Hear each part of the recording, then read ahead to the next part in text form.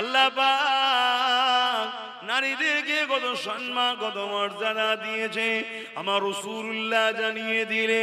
তুমি বাজারে যখন যাবে, বাজার থেকে যখন কিছু কিনবে, ওই কেনার জিনিসগুলোকে ঘরে নিয়ে এসে, তোমার ঘরে পুত্র সন্তানও আছে, তোমার ঘরে কন্যা সন্তানও আছে, আমি রাসূলুল্লাহ জানিয়ে দিলাম তুমি তোমার বাজার থেকে নিয়ে আসা সমস্ত জিনিসগুলো তোমার কন্যা সন্তানের সামনে আগে দিয়ে দাও।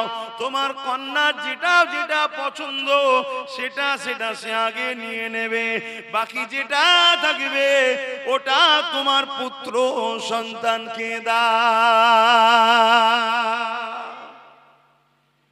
কন্যা সন্তানকে আগে দাও কেন? কন্যাকে সিস্টেম হলো পরের ঘরে পাঠিয়ে দিতে হবে, ঠিক না? এখন সে সেখানে যাবে, কেমন জায়গায় পড়বে আল্লাহ জানে।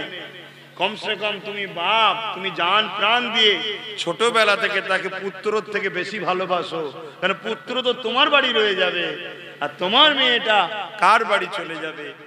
আহা, কিভাবে দেখুন ইসলাম শিখিয়েছে।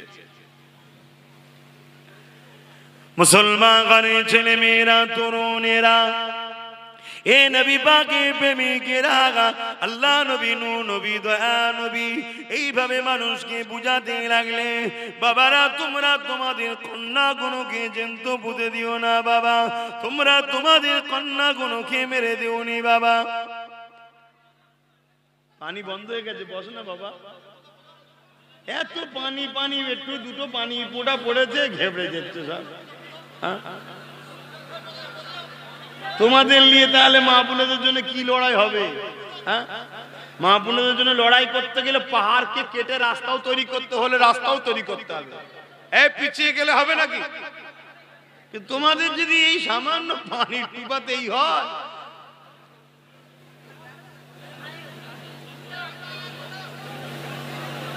আমি এরম করলে কি করে হজ করবো? বলে এত কথা, এত আওয়াজ হলে কি করে হজ হবে?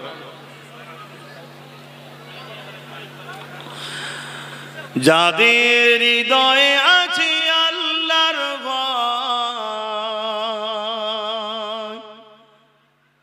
তারা কখনো নবী ভুলে যায় না। আল্লাহ প্রেম ছাড়া এই দুনিয়া কারো কাছে কোনো কিছু চাই না। যাদের হৃদয়ে আছে আল্লাহর ভয়, তারা কবু নবী ভুলে যায় না। আল্লাহ প্রেম ছাড়া এই দুনিয়া কারো কাছে কোনো কিছু চাই না। রাতের আঁধারে যারা সিজদাতে রয়, দু চোখের আঁসুতে নদী যেন বয়। রাতের আঁধারে যারা সিজদাতে রয়, দু চোখের আঁসুতে নদী যেন বয়। ছলনারা জানি যত আসো, ছলনারা জানি যত আসো, পিছনে ফিরো তাকাই না।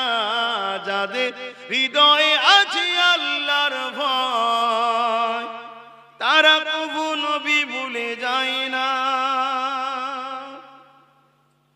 যতই বাহানা আসে, টাকা দিয়ে কিনতে চায়, ভয় দেখিয়ে হোক, কোন পথ দিয়ে হোক, যাদের হৃদয়ে আল্লাহর ভয় আছে তারা নবী কোনোদিন ভুলে যাবে না। শুনছেন না? শোনেন? হ্যাঁ বাপেরা, নওজোয়ান তরুণেরা, আমার নবী পাক দ্বীন ইসলামের আদর্শ হলো নারীদেরকে সম্মান দিয়া, মর্যাদা দিয়া।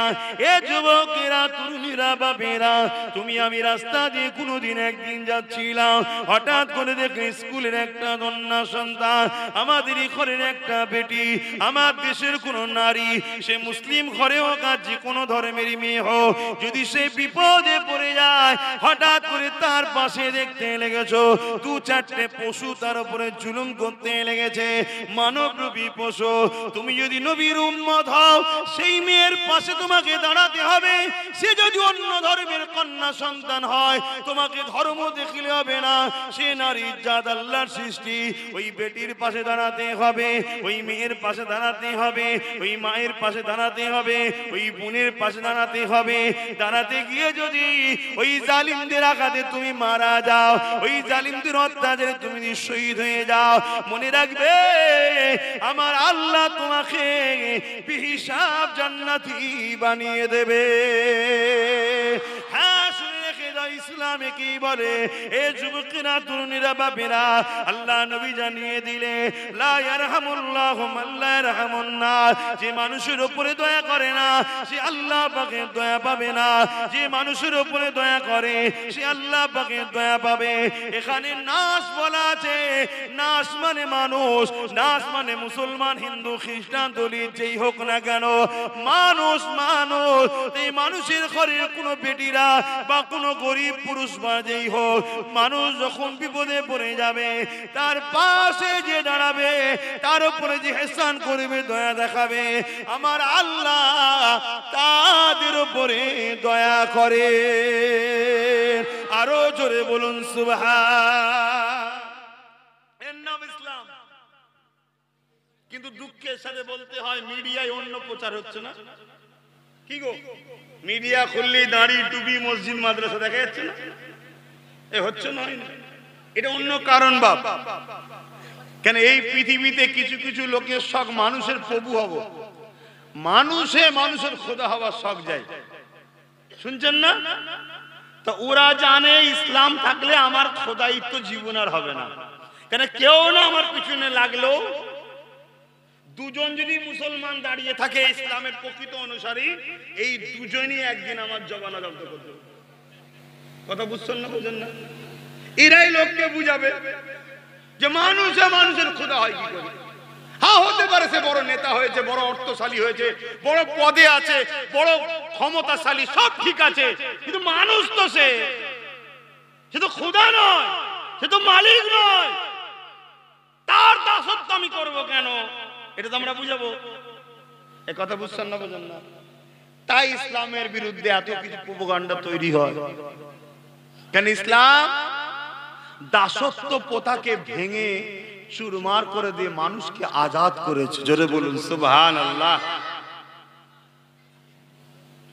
এই পৃথিবীতে ফেরাউন যেমন ছিল, আজকেও কিছু লোক আছে খোদা হতে চায়। ফেরাউন সবাইকে তার দাসত্ব মানিয়ে দিয়েছিল, তার ফটো পাঠিয়ে লোকের বাড়ি বাড়ি বাড়ি বাড়ি সব পাঠিয়ে দিয়েছিল যে আমার উপাসনা করবি। সবাইকে পেরেছিল ফেরাউন, শুধু ওই গুটি কত বনি ইসরাইলকে পারে না। কেন? তারা এক আল্লাহ মানত। ইয়াকুব নবী, ইউসুফ নবী সব অনুসারী ছিল। কথা বুঝলেন? তাদেরকে পারল না। তাদেরকে ধরে মেরেছে, হত্যা করেছে, বন্দী করেছে, জেল দিয়েছে, খুন দিয়েছে। বাপকে বলেছে আমি খোদা বলে মান না, তো নারীকে রেপ করবো। এত বড় জুলুম দেখেছে, তথাপিও আল্লাহর জায়গায় দ্বিতীয় কাউকে বসায়নি। এই অত্যাচার সহ্য করেও বনি ইসরাইল আল্লাহর কাছে সাহায্য চেয়েছে। আল্লাহ একজন কাউকে পাঠান। আল্লাহ মুসা নবীকে পাঠিয়ে ফেরাউনের নাম নিশানাকে মিটিয়ে দিয়ে পুরো বিশ্বের এবং বনি ইসরাইলকে আল্লাহ উদ্ধার করেছে, আজাদ করেছে। জোরে বলুন সুবহানাল্লাহ। এই ইতিহাস আজকে যে ফেরাউন খোদা হতে চাইছে, তো এরা ইতিহাস পড়ে না? এই কথা বলছেন না কেন? পড়েছ তো? দেখছে রাস্তার কাঁটা শুধুমাত্র ইসলাম। ইসলাম কে লিয়ে প্রত্যেকের মাথায় ভুল শিক্ষা দাও, ভুল চেতনা দাও, যাতে করে মানুষ ভাবে দাড়ি, টুপি, মসজিদ, মাদ্রাসা মানেই ওখানে সমাজ বিরোধী, ইসলাম মানেই ওখানে দেশদ্রোহী, ইসলাম মানে আতঙ্কবাদী। এই কথা মাথায় ঢুকছে না? ঢোকেনি? এটা একটা পলিসি তৈরি করেছে মিডিয়া, পশ্চিমা মিডিয়ার এটা চাল। কেন? পৃথিবীর বুকে সব থেকে বেশি ইসলামের বিরোধী হলো পশ্চিমা দুনিয়া। কোন আমেরিকা বলেন, ব্রিটেন বলেন, ফ্রান্স বলেন, বারবার দেখবেন রসুলকে নিয়ে, ইসলামকে নিয়ে, কোরআনকে নিয়ে কার্টুন তৈরি হয়, ফিল্ম হয়, কোরআন অবমাননা করা হয়, হয় না? হয় না? আর আজকের ডাটা খুলুন, গুগলে যান, পৃথিবীর বুকে সবথেকে দ্রুত ইসলাম প্রচার হচ্ছে যে যে দেশগুলো নাম্বার 1 এ আছে ব্রিটেন, নাম্বার 2 এ আছে ফ্রান্স, নাম্বার 3 তে আমেরিকা। ডেইলি হাজার হাজার যুবক যুবতীরা ইসলাম কবুল করছে। জোরে বলুন সুবহানাল্লাহ, আরো জোরে বলুন সুবহানাল্লাহ।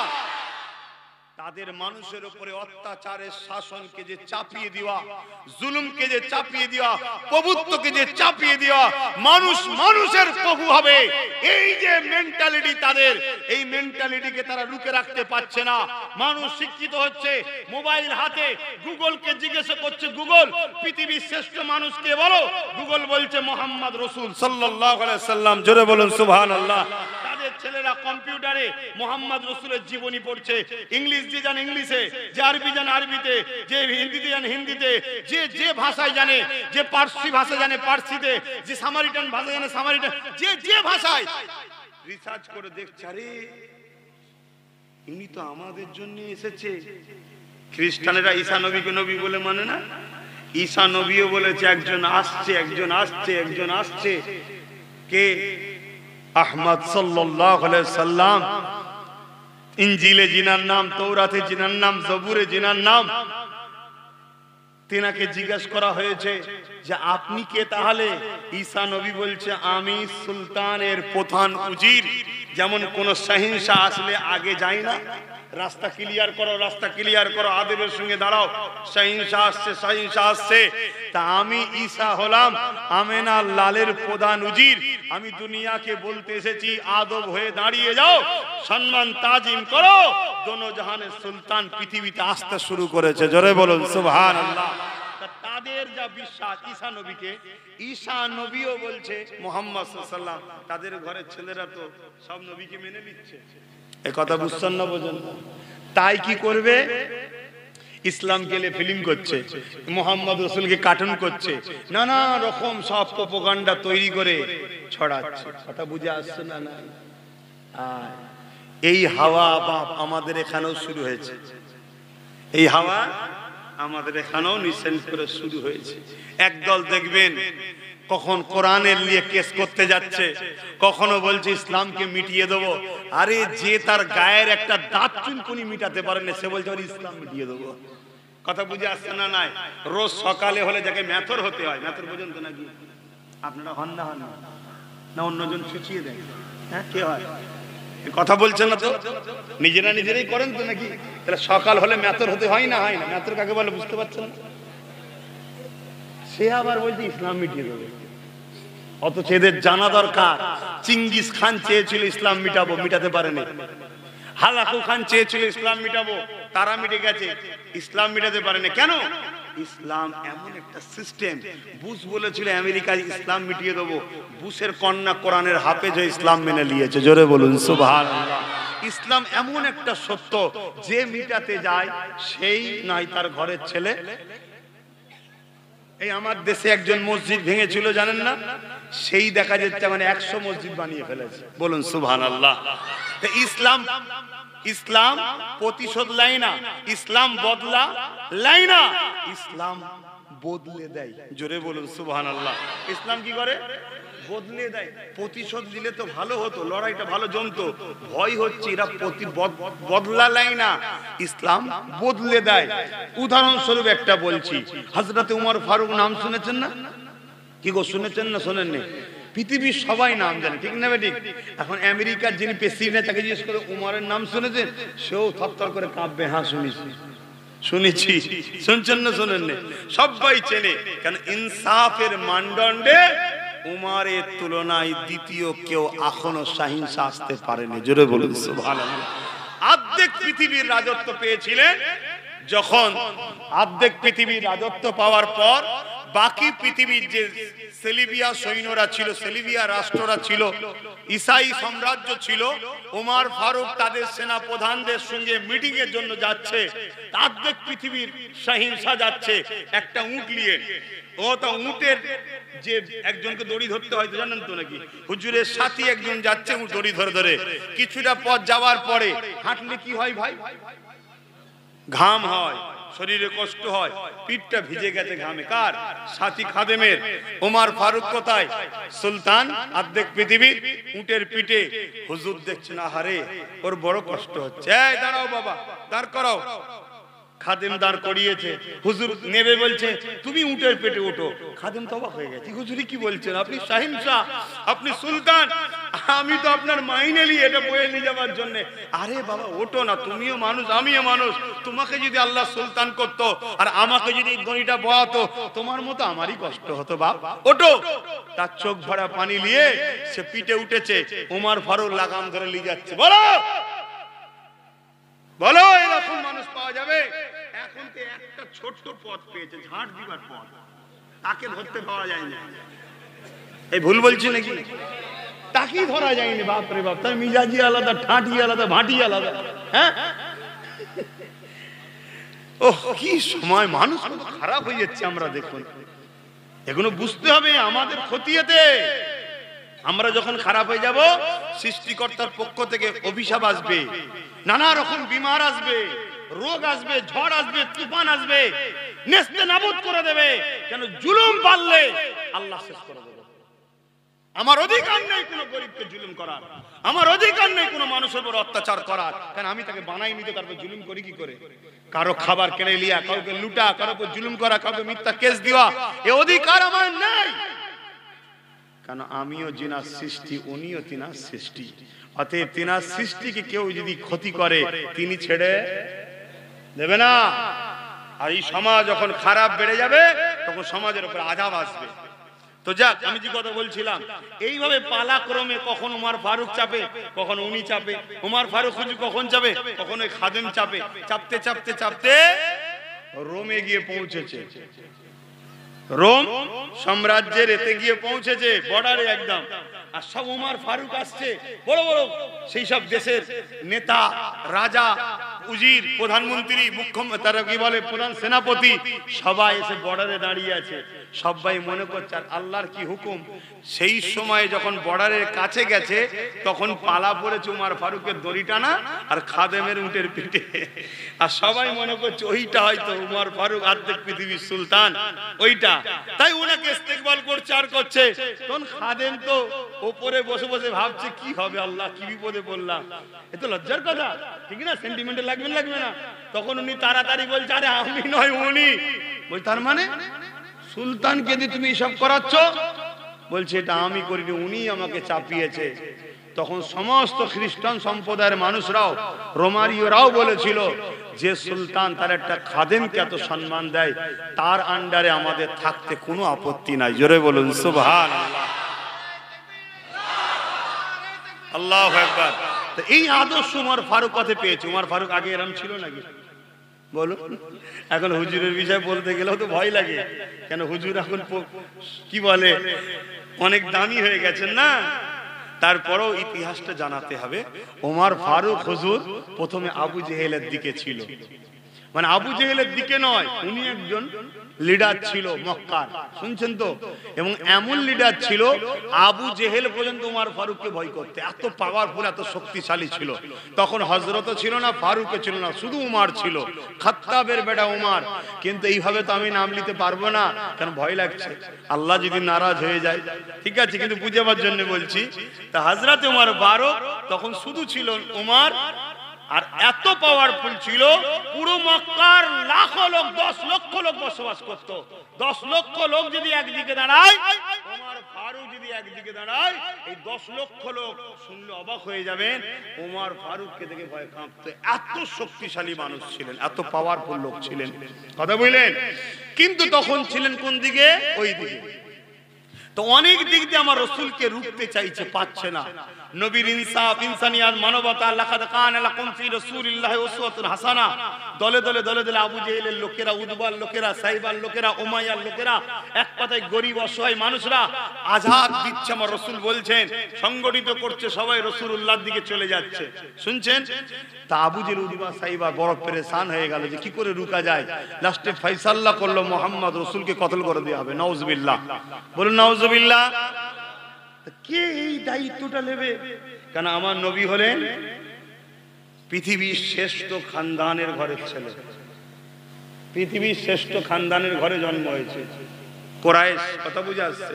পৃথিবীর শ্রেষ্ঠ, কথা মাথায় ঢুকছে? এই পরিবারের গায়ে হাতটা তুলবে কে? আলোচনা হচ্ছে। ওমর ফারুক বসেছিল এই মিটিং এ, জন ছেলে, 26 বছর বয়স। কত? 26। উঠে দাঁড়িয়েছে, আমি পারবো।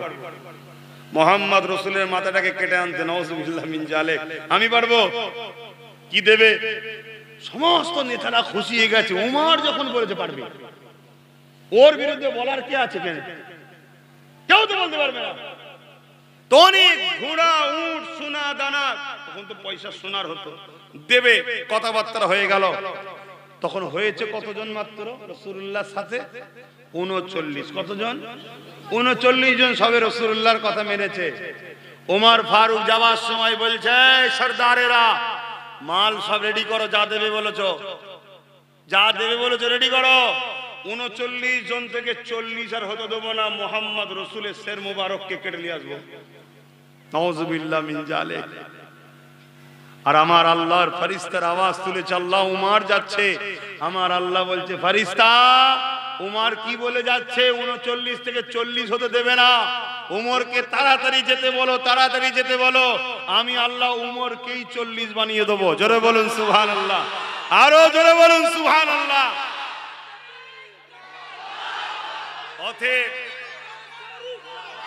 অতএব আল্লাহর উপরে ভরসা রাখুন, আল্লাহর উপরে ভরসা রাখুন। যে তোমাকে আমাকে মিটাতে চাইছে মনে করছো, যে তোমাকে আমাকে শেষ করে দিতে চাইছে মনে করছো, হতে পারে সেও একদিন তোমার আমার দলে চলে আসতে পারে। বুঝতে পারছেন না? পারেন? ঘাবড়াচ্ছ কেন? শুধু ভরসা আল্লাহর উপরে রাখো। আল্লাহ ছাড়া অন্য কাউকে ধরলে শান্তি নেই। কেউ তোমাকে বাঁচাতে পারবে না, কেউ তোমাকে বাঁচাতে পারবে না। রাত্রিরে শোবে 5 জন সংসারের, সবাই 4 জন উঠবে কাল সকালে, তুমি না উঠতে পারো। শুনছেন? অথচ তোমার থেকে হয়তো ঘরে 5 জন 4 জন বিমারে ছিল, তুমি সুস্থ ছিলে, সে 4 জন রয়ে গেছে, তুমি নাও। আচ্ছা, আল্লাহর উপর ভরসা করো। তোমার ফারুক যাচ্ছে ঘোড়ার পিঠে, অনেক বড় কথা, তরোয়াল নিয়ে যাচ্ছে, একদম জন 26 বছরের যুবক, ঘোড়া চালিয়ে যাচ্ছে, অনেক ধন দৌলত পাবে। তখন তো ওই দিকে ছিল, ওই সব চিন্তা ভাবনা ছিল, যাচ্ছে। দরজার গোড়ায় আঘাত দিয়েছে, আর এইদিকে দয়ার নবী আল্লাহকে দিল থেকে বলছে, কি? আল্লাহ, হয় উমর নয় আবু জেহেল, দুজনের মধ্যে একজনকে আমার দিকে এনে দেন না, দিনের বড় কাজে লাগবে। কে বলছে? দয়ার নবী বলছে। উমর এসে দরজায় আঘাত। সাহাবা 39 জন জিজ্ঞেস করছে, নবীর সাথীরা কে? বাইরে থেকে আওয়াজ এসছে, খাত্তাবের বেটা উমর। পালুয়ান ছিলেন, আওয়াজও আলাদা, খাত্তাবের বেটা উমর। সাহাবা হুজুর একে অপরের মুখে, আজ আমাদের সবাই মেরে গেল, আর বাঁচার উপায় নেই। দয়ার নবী মুচকি এসে বলছে, তাড়াতাড়ি দরজা খোলো। জোরে বলুন সুবহানাল্লাহ। কাজ হয়ে গেছে, দরজা খোলো। সাহাবারা বলছেন, হুজুর উমর, আরে দরজা খোলো, তাড়াতাড়ি খোলো। দরজা খুলে দিয়েছে। উমর সুজা তরোয়াল নিয়ে রাসূলুল্লাহর সামনে, নবী আমার বসে আছে, একদম সামনে এসে দাঁড়িয়ে আছে। আল্লাহ নবী উমরের জামার খোঁট একটা ধরলো, হালকা করে টানলো, উমর বসে গেল। শুধু রাসূলুল্লাহ বললেন, উমর এখনো কি সময় হয়নি আল্লাহ রাসূলের দিকে আসার? ঝরঝর করে পানি বেরোচ্ছে, গড়াতে লেগেছে, তরোয়াল ফেলে দিয়ে কদমে লুটিয়ে গেছে। হুজুর, অনেক সোনা দানার জন্য, ঘোড়ার জন্য আপনার শের মুবারক কাটতে এসেছিলাম এই তরোয়াল দিয়ে। রাস্তায় বুন বুনাই, ওনারা দিনে চলে এসেছিল আগে, অনেক বড় ইতিহাস আপনারা জানেন সবাই। বুন বুনাইয়ের কাছে গিয়েছিল, সূরা তহা শুনিয়েছিল বুন বুনাই। আল্লাহর হুকুম, ভেতরে আগুন শুরু হয়ে গেছে, তোর পাট চলছে ভেতরে। হুজুর, আমাকে একটু আপনার বডিগার্ড হয়ে থাকার জায়গা দিন। জোরে বলুন সুবহানাল্লাহ, আরো জোরে বলুন সুবহানাল্লাহ। সাহাবারা তো সাহাবা হুজুররা বলছেন, এত খুশি আমরা কখনো হইনি, ওই দিন যে খুশি হয়েছিলাম। কেন? আমাদের বাঁচার কোনো উপায় ছিল না।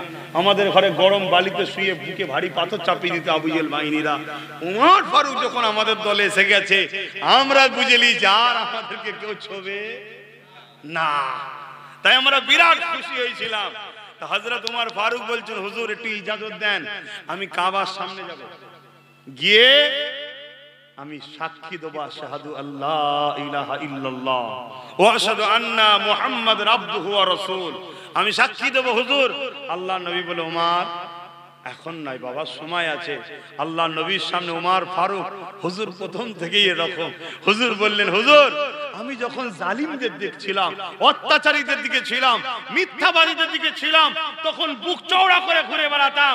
এখন যখন দোনোজাহানের সুলতানের দিকে এসেছি, মহান সৃষ্টিকর্তার দিকে এসেছি, আবার কাকে দেখে মাথায় হাত করব? হুজুর আপনি ইজাজত দেন। উমারের এই জোশ দেখে আল্লাহ নবী ইশারা করে দিলেন। উমর ফারুক লাফ মেরে কাবার সামনে এসে দাঁড়ালেন। দাঁড়িয়ে আওয়াজ দিচ্ছে আশহাদু আল্লা ইলাহা ইল্লাল্লাহ ওয়া আশহাদু আন্না মুহাম্মাদান আবদুহু ওয়া রাসূলুহু। আমি লা ইলাহা ইল্লাল্লাহ মুহাম্মাদুর রাসূলুল্লাহ। আমি সাক্ষ্য দিচ্ছি আল্লাহ ছাড়া কোনো ইলাহা নাই, মুহাম্মদ সাল্লাল্লাহু আলাইহি আল্লাহর বান্দা ও আল্লাহর পাঠানো মেসেঞ্জার নবী রাসূল। আরো সাক্ষ্য দিচ্ছি লা ইলাহা ইল্লাল্লাহ আল্লাহ ছাড়া কোনো ইলাহা নেই, মুহাম্মদ সাল্লাল্লাহু আলাইহি আল্লাহর প্রেরিত রাসূল। এই কথা যখনই বলেছে ওমর ফারুকের গলার আওয়াজ লোকের বাড়ি বাড়ি বাড়ি বাড়ি ছুটছে। বড় বড় সর্দার আবু জেহেল, উতবা, সাইবা, আবু লাহাব, এমন করে উমাইয়া থেকে শুরু করে আবু সুফিয়ান থেকে শুরু করে সব ভাই তরোয়াল নিয়ে ছুটছে যে কার এত বড় সাহস, কার এত বড় সাহস। আর ঘর থেকে বেরিয়েই যখন ছুটে আসতে গিয়ে উমারকে দেখেছে, পুরো ডিস ব্রেক মারলে যেমন হয়, বুঝতে পারছেন না যুবক ছেলেগুলো ভালো বুঝবে, একদম ডিস ব্রেক, সব দাঁড়িয়ে গেছে। উমর ফারুক বলছে আসো, খুব কষ্ট দিয়েছো এতিম এসির ছেলে মানুষটাকে, খুব কষ্ট দিয়েছে। হ্যাঁ আমার নবী যখন নামাজ পড়তো এই বদমাইশ গুণ আমার নবী পাকের পিছনে পচা দুম্বার ভড়ি লিজে পিঠে চাপিয়ে দিত। আহা নূরের নবী তুলতে পারতেন না, কষ্ট পেত। একদিন এত দিয়েছে পুরো নবী পাক চাপা পড়ে গেছে। আর প্রতিবারে খাতুনে জান্নাত রাসূলুল্লাহর বেটি তখন ছোট ছিলেন, হুজুর এসে নাবিয়ে দিতেন। একবার এসে হুজুর খুঁজে পাচ্ছে না আব্বাকে রাসূলুল্লাহকে, তখন অনেক দুম্বার ভড়ির থেকে ভাবছে এখানেই আছে, আস্তে আস্তে সরিয়ে দেখে হ্যাঁ, তখন রাসূলুল্লাহ দম নিতে কষ্ট হচ্ছিল। ভেবে দেখো, ভেবে দেখো অতএব জালিম কারা দেখো। আর সেই জালিমদের সঙ্গে তোমরা যদি এখন উঠা বসা বন্ধুত্ব করো।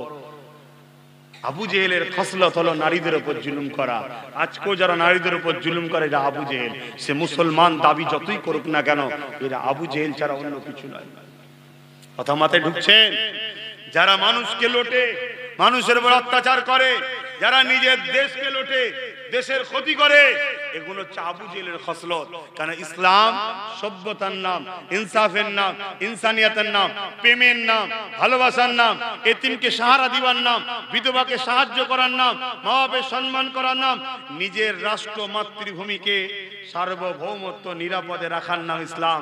ইসলাম দেশকে সন্ত্রাস মুক্ত করার নাম, ইসলাম দেশকে জুলুম মুক্ত করার নাম, ইসলাম দেশের বিকাশ ঘটাবার নাম। আরে গল্প বলছি না, আমার আমিন আল্লাহ মুহাম্মদ সাল্লাল্লাহু আলাইহি ওয়াসাল্লাম তিনার মাতৃভূমি ছিল মক্কা। মক্কা জালিমদের হাতে ছিল, রাসূলুল্লাহ মক্কাকে জালিমদের হাত থেকে উদ্ধার করেছে। মক্কা একদম গরীব ছিল, উন্নতি ছিল না, সেই মক্কাকে রাসূল পৃথিবীর শ্রেষ্ঠ ধনী জায়গায় পৌঁছে দিয়েছে। জোরে বলুন সুবহানাল্লাহ, আরো জোরে বলুন সুবহানাল্লাহ। ইতিহাস জানতে হবে বাপ। হ্যাঁ নামাজ আছে ইসলামে, রোজা আছে ইসলামে, দাড়ি আছে ইসলামে, টুপি আছে ইসলামে, এগুলো ব্যক্তিগত। আমি টুপি পড়েছি, যারা পড়েন তারা সওয়াব পাচ্ছে নাকি? আমি পাচ্ছি। আমি নামাজ পড়েছি, আমি সওয়াব পাবো। যে পাচ্ছে না তার কি হচ্ছে? সওয়াব হচ্ছে। কেউ যদি নামাজ পড়ে, আমি যদি না পড়ি, তার গুনাহ হবে নাকি? এটা আমার হবে। কথা মাথায় ঢুকছে? এটা ব্যক্তিগত, আর ওটা হলো সমষ্টিগত। সমাজকে শান্তি রাখার নাম ইসলাম। জোরে বলুন সুবহানাল্লাহ। একটা শেষ কথা বলে বিদায় নেব। কিয়ামতের দিন আল্লাহ একটা যুবককে উঠাবে, উঠিয়ে বলবে বান্দারে আমাকে হিসাবটা তুই দে বান্দা। এ বান্দা আমার জমিনে বসবাস করেছি, আমি তোকে বানিয়েছিলাম, এই জমিনের উপরে আমার জন্য কি করেছি বল। ওই বান্দা বলবে আল্লাহ আপনি আমাকে গোপনে গোপনে জাহান্নামে দিয়ে দিন আল্লাহ, কেননা দুনিয়া জমিনে আমি ভালো কাজ করতে পারিনি, আমি অন্যায় করেছি, ভুল করেছি, পাপ করেছি। আমার আল্লাহ বলবেন লা তাখনাতু মিন রাহমাতিল্লাহ, আমার রহমতে নিরাশ হয়ে যাস না বান্দা, তুই তোর আমলনামা আমাকে দেখা। আল্লাহ পাক কুদরতি ভাবে বান্দার আমলনামা দেখবে, প্রতিটা পৃষ্ঠাতে লাইনে গুনাহ অন্যায় পাপ ভর্তি, ভালো কোনো কাজ বান্দা করেনি, একটা তার মধ্যে থেকে ভালো কাজ পেয়েছে। এই একটা ভালো কাজ দেখে আল্লাহ বড় খুশি হয়ে যায়, রহমতের দরিয়া জোশ মেরে বলবে আমার বান্দারে তোর একটা ভালো কাজ দেখেছি, যে কাজটায় আমি তোর মালিক বড় খুশি হয়ে গেছি। বান্দা তুই কোথায় যাবি বল? ওই সময় বান্দা বলে আল্লাহ আপনি যখন খুশি হয়ে গেছেন, আপনি যদি দয়া করে আমায় জান্নাত দেন তবে আমি জান্নাত যেতে পারবো। আমার আল্লাহ বলবে ফেরেশতা রে, এই বান্দার আমলনামাকে চেপে দিয়ে আমি আল্লাহ একে দয়ার বিনিময়ে জান্নাত দিয়ে দিলাম। আরো জোরে বলুন সুবহান। ওই বান্দার কি এমন ভালো কাজ একটা ছিল, ওই বান্দা প্রচন্ড গরমের সময় রাস্তা দিয়ে যাচ্ছিল, যাবার সময় দেখে একটা অবালা পশুকে গাছে বেঁধে রেখেছে তার মালিক। সূর্য ঘুরে গেছে, ছায়া চলে গেছে, পুরো রোদটা ওই অবালা পশুর গায়ে লাগছে, ওই জন্তুটার গায়ে রোদটা লাগছে। এত রোদের তাপ ছিল, পশুটা রোদেতে জিভটা বাইর হয়ে গেছে আর হাঁপাতে লেগেছে, কিন্তু সে ছায়া পাচ্ছে না। এই বান্দা তখন গিয়ে তার খুঁটা বলেন বাঁধা বলেন খুলে দিয়ে ওই পশুর উপরে দয়া হয়ে যাহারে অবেলা কষ্ট পাচ্ছে, দয়া করে তাকে পানি পান করে ছাওয়ায় বেঁধে দিয়েছিল। আমার আপনার মালিক আল্লাহ বলবেন এ আমার বান্দারে, আমার দিয়া দয়া নিয়ে আমার সৃষ্টির উপরে যদি তুই দয়া দেখাতে পারিস, আমি দয়ার মালিক হয়ে তোর উপরে কেন দয়া করব না? পশুটা যেদিন বিপদে ছিল তুই দয়া দেখিয়েছিলিস, আজকে বোধন কঠিন বিপদের দিন, হিসাবের দিন, তুই এখন বিপদে পড়েছিস, কেন তোর তো কোনো আমল নেই, আমি আল্লাহ কেন তোর উপরে দয়া দেখাবো না? যা আমি আল্লাহ আমার দয়ার বিনিময়ে তোকে জান্নাতি বানিয়ে দিলাম। আরো জোরে বলুন সুবহান। একটা অবলা পশুকে যদি দয়া দেখানোর জন্য জান্নাত পাওয়া যায়, এই সমাজের গরিবদের উপরে যদি আমরা দয়া করি জান্নাত পাবো না? পাবো না? বলে এই গরিবের এই সমাজের ক্ষুধার্ত খানা দিই, এই সমাজের এতিমদের যদি পরনার কাপড় পড়াশোনার ব্যবস্থা করে দিই, এই সমাজে যদি বিধবাদের ঘরে সাহারা দিই, এই সমাজে যদি জালিমদের হাত থেকে মজলুম মানুষদের ঘরে সাহায্য করে উদ্ধার করি, তাহলে এর বিনিময়ে কি জান্নাত পাওয়া যেতে পারে না? পারে না? আওয়াজ দিয়ে বলুন। তাহলে সেই জন্যই বলবো সর্বসময় ন্যায়ের পক্ষে থাকবেন, ইনসাফের পক্ষে থাকবেন, গরিবের পক্ষে থাকবেন, মানবতার পক্ষে থাকবেন। এই পক্ষে থাকতে গিয়ে যদি আপনার জীবন যায়, আপনি নিজেকে ধন্য মনে করুন যে সাহাবাদের সুন্নাত পালন করে শহীদের মরণ হচ্ছে। জোরে বলুন সুবহানাল্লাহ। আর এর বিরুদ্ধে গিয়ে আবু জেহেলের সাথে থাকবেন, উতবার সাথে থাকবেন, আবু লাহাবের সাথে থাকবেন, এজিদের সঙ্গে থাকবেন, অর্থাৎ অত্যাচারীদের সঙ্গে থাকবেন, মনে রাখবেন ওই জালিমদের সঙ্গে জাহান্নামও থাকতে হবে। লিবার হয় লিন, না লিবার হয় না লিন। নামাজের ব্যাপার আছে, সালাম দেবো, দোয়া করবো। হে নবী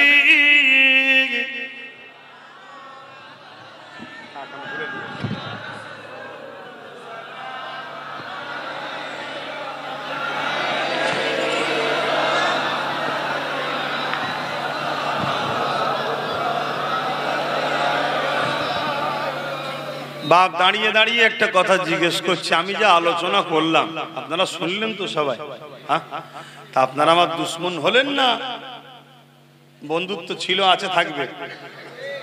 থাকবে তো?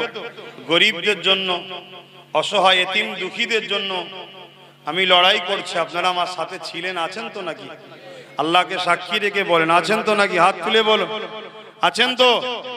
হাত নাবান, হাত নাবান। কিন্তু বাপ হকের পক্ষে থাকলে সাহাবাদের উপরে কি জুলুম হয়েছে জানো তো? ইতিহাস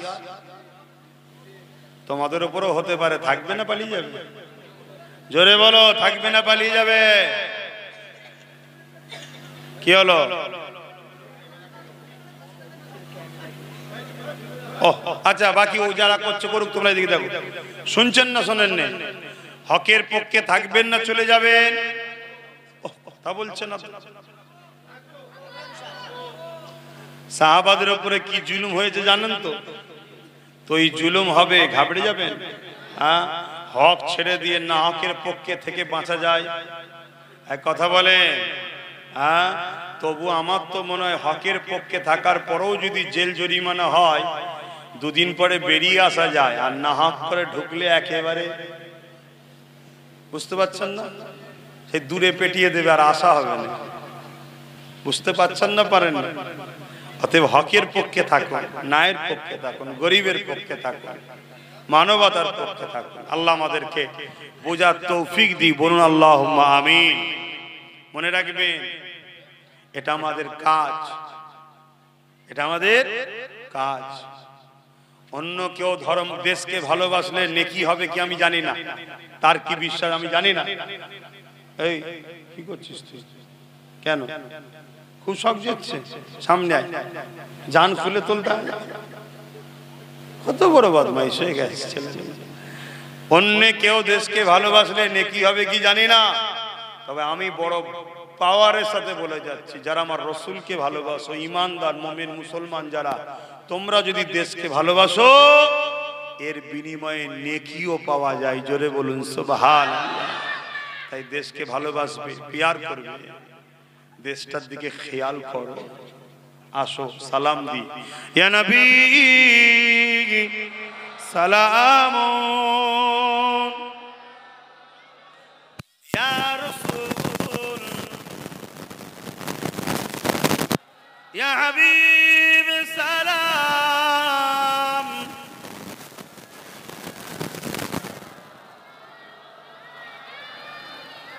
কঠিন হাসরের দিনে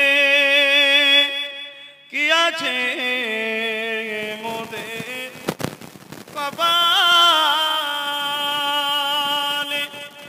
গুনাহগার উম্মাহ আতো আপনার লইবেন সঙ্গে মাহশরে।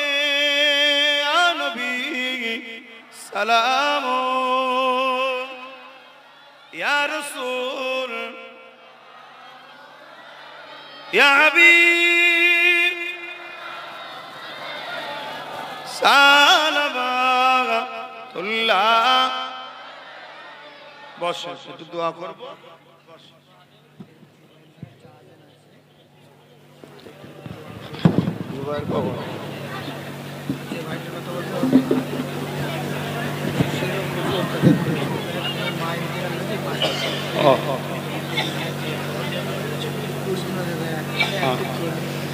আমার তহিদুল ভাই, তিনার আম্মা জান ইন্তেকাল করেছেন, একটু দোয়া দরখাস্ত রেখেছে কয়েকদিন হল। আল্লাহ ওই মাকে জান্নাতুল ফেরদাউস নসিব করুন, আল্লাহুম্মা আমিন। মনে রাখবে, আল্লাহ জিহালে রেখেছে, শুকরিয়া আদায় করবে। আজ যদি আমরা না জাগি, আমাদের বাচ্চাগুলোর অবস্থা খুবই খারাপ হয়ে যাবে। এখন চর্চাপট টর্চারের উপর দিয়ে হয়ে যাচ্ছে, আগামী দিন কিন্তু বড় ভয়ানক আসছে। কেন? আবু জেহেল আরো শক্তিশালী হবে, উদবা আরো শক্তিশালী হবে, সমাজে আরো সাইবা বেরোবে। কথা মাথায় ঢুকছে না? ঢোকে না? অতএব সেই জায়গাতে মজবুত হয়ে থাকবেন, ন্যায়ের পক্ষে থাকবেন, বাচ্চাদের ঘরে শিক্ষা দেবেন, মোবাইল দেবেন না, কলম দিন, খাতা দিন, এডুকেশন দিন। দুই ধরনের শিক্ষা দেবেন, একটা হলো জিনার লাইনের শিক্ষা, আর একটা ধর্মীয় মুহাম্মদ সাল্লাল্লাহু আলাইহি সাল্লামকে চিনান। জোরে বলুন সুবহানাল্লাহ। এই মাহফিল প্রতি বছর হয়, কত বছর এসেছিলাম, আবার এই বছর আসলাম, তাই তো নাকি? আপনারা খুশি হলেন না বেজার হলেন? তাহলে এই মাহফিলের জন্য যার যা খুশি একটু শরীক হন, যার যা খুশি একটু শরীক হন। তবে আলহামদুলিল্লাহ, এই যে বললেন না যে আমরা থাকবো, কথাটা ঠিকই। প্রচুর আমার ভালোবাসার মানুষদের উপরে অনেক জুলুম হয়েছে, আপনাদের এলাকাতেও হয়েছে, কিন্তু আল্লাহ শুকর এখনো তারা সরে যায়নি, মজবুত হয়ে দাঁড়িয়ে আছে। মনে রাখবেন দুনিয়ায় কষ্ট করার জায়গা। দাও না একটু বেশি বেশি করে, ছেলে যাও বেশি বেশি করে যাও, যার যা খুশি দাও। দান করলে সওয়াব হয়, সওয়াবের নিয়তে বেশি বেশি করে দাও। আর বাদ মাগরিব থেকে আবার মাহফিল আছে। আমার ওয়ালিদ আব্বাজান হুজুর পীর কেবলা পীর আল্লামা শাহ সুফি আলী আকবর সিদ্দিকী আল কুরাইশি আব্বাজান হুজুর তিনিও আছেন, এবং আমার ভাই পীর আল্লামা ইউসুফ সিদ্দিকী হুজুর পীর কেবলার ছোট সাহেবজাদা পীরজাদা জুবায়ের সিদ্দিকী ভাইজান তিনিও আছেন। জলসা কমিটি আপনাদের সবাইকে দাওয়াত দিচ্ছে, বাদ মাগরিবের পর আবার জলসা শুরু। আরো অনেক উলামা হযরতরা আছেন।